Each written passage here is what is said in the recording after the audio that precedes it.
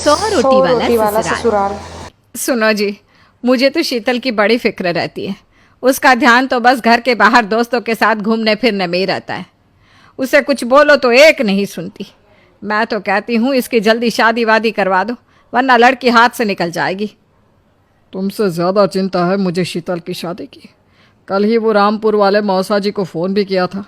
बता रहे थे एक लड़का है नज़र में, उनका अपना घर है और लड़का भी अच्छा है। अरे तो फिर बस बात चलाओ ना, एक बार देखे तो सही लड़का और घर बार कैसा है। कौन से लड़की की बात चल रही है यहाँ? तुम्हारी शादी की बात चल रही है बेटी।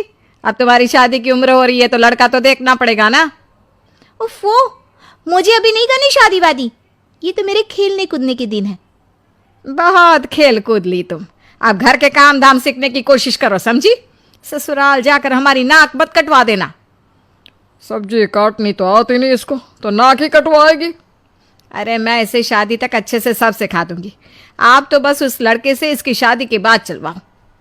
कुछ दिनों बाद कुणाल और उसकी माँ शीतल को देखने घर आते हैं। कुणाल दिखने में बड़ा ही स्मार्ट होता है। शीतल तो उसे देखती ही रह जाती है। देखो जी, हमारी कोई डिमांड तो है नहीं, बस हम चाहते हैं कि लड़की घरेलू हो, घर के सारे कामकाज संभाल ले। अब आपके परिवार में तो बस 3 ही लोग हैं, पर हमारा तो खूब भरा पूरा परिवार है। बाकी हमें लड़की के घूमने फिरने दोस्तों से मिलने से कोई दिक्कत नहीं है। घर का काम करने के बाद जो चाहे सो करे। अरे वाह, ये तो इतने बढ़िया लोग हैं। लड़का भी इतना स्मार्ट है और ऊपर से इन्हें मेरे घूमने फिरने से भी कोई दिक्कत नहीं है। हे भगवान, तूने तो बिना मांगे ही मुझे सब दे दिया। बताओ जी, और क्या चाहिए हमें? हमारी तरफ से तो रिश्ता पक्का है जी। बस फिर तो हंसी खुशी शीतल और कुणाल की शादी हो जाती है। शीतल मन ही मन बड़ी खुश होती है और उसी खुशी के साथ वो अपने ससुराल में कदम रखती है। आओ बहू, तुम्हारा अपने ससुराल में स्वागत है। ये मिलो अपने परिवार से। ये तुम्हारे ससुर जी, तुम्हारी ननद सुनीता और गीता, सुनीता के पति राजेश और उनके 2 बच्चे राजू और चिंटू। ये ना हमारे साथ यहीं रहते हैं। ये तुम्हारी दादी सास हैं और बाकी लोग अभी बाहर गए हुए हैं। इतने सारे लोग, ये सब यहीं रहते हैं इस घर में? अरे अभी तो मेरे देवर देवरानी और उनके 3 बच्चे यहाँ नहीं है। उसके मायके में भी शादी थी ना, तो बस वहीं गई है। कल तक आ जाएंगे। हे भगवान, ये घर है या धर्मशाला? ये सब एक साथ इस घर में कैसे रहते हैं? मुझे तो पता ही नहीं था इनका इतना बड़ा परिवार है। अब समझी कि कोई डिमांड क्यों नहीं की इन्होंने। ये सब चाल चले मेरे साथ। अरे बहू, खड़े खड़े क्या सोच रही हो? चलो अपने कमरे में जाकर आराम करो। जी माँ जी। अगले दिन शीतल का ससुराल में पहला दिन होता है।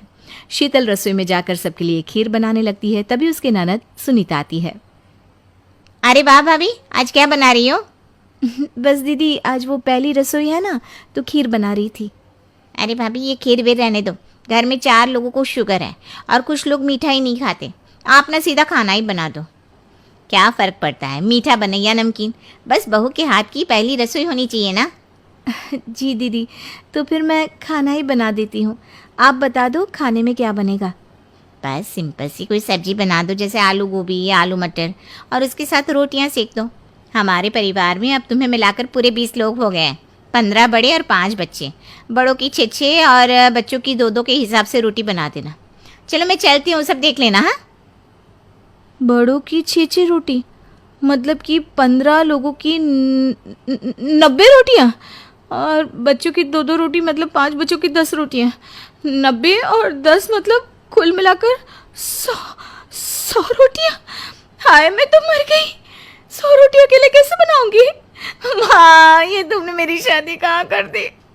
शादी से पहले तो मैंने कभी 4 रोटी से ज़्यादा नहीं बनाई। शीतल एक बड़ी सी परात में 100 लोगों के हिसाब से आटा निकालती है और उसे गूंथना शुरू करती है। आटा गूंथते गूंथते शीतल के पसीने छूट जाते हैं। उसके बाद बारी आती है रोटी बनाने की। शीतल एक एक करके रोटी बनाना शुरू करती है और 10 रोटी बनाते ही अपनी कमर पकड़ लेती है। हाय, मैं मर गई। मेरी कमर टूट गई खड़े खड़े, और ऊपर से इतनी गर्मी। मैं 100 रोटियां कैसे बनाऊंगी? अरे भाभी, सब बाहर रोटियों का इंतजार कर रहे हैं। ज़रा जल्दी जल्दी रोटी सेक दो। सब